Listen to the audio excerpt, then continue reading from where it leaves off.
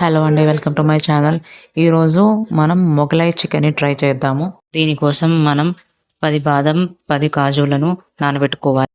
ఇప్పుడు ఒక మిక్సీ జార్లో ముందుగానే ఫ్రై చేసి పెట్టుకున్న బ్రౌన్ ఆనియన్స్ని, ఇంకా నానబెట్టుకున్న కాజు బాదాంని, పెరుగును కూడా వేసుకొని దాన్ని ఫైన్ పేస్ట్ లాగా చేసి పక్కన పెట్టుకోవాలి.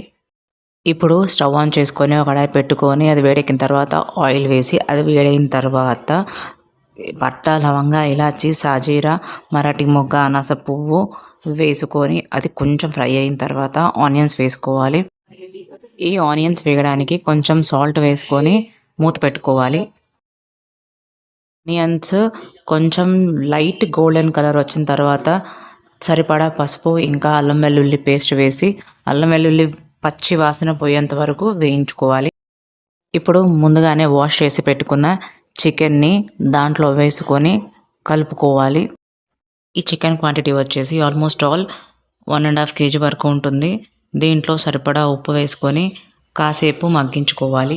ఈ చికెన్ 60% ఉడికిన తర్వాత దాంట్లోకి సరిపడా కారం వేసుకొని కారం వాసన పోయేంత వరకు కలుపుకోవాలి.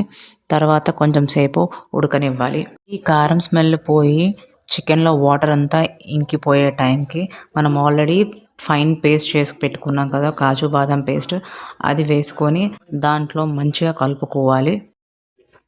ఈ కాజు బాదం పేస్ట్ వేయడం వల్ల చికెన్ గ్రేవీకి స్మూత్ అండ్ సిల్కీ టెక్స్చర్ అనేది వస్తుంది. ఈ పేస్ట్ వేసిన తర్వాత కూడా చికెన్ని ఒక 10 నిమిషాల పాటు ఉడికించుకోవాలి. అప్పుడే ఆ గ్రేవీ అంతా ముక్కలకి మంచిగా పట్టుకుంటుంది. మన ఇంట్లోనే ఉండే ఇంగ్రీడియంట్స్తో మొగలాయ్ చికెన్ని చాలా అద్భుతంగా రెడీ చేసుకోవచ్చు. ఫైనల్గా టెక్స్చర్ అయితే ఇలా వచ్చిందండి. టేస్ట్ కూడా సూపర్ ఉంది. మీరు కూడా ట్రై చేయండి.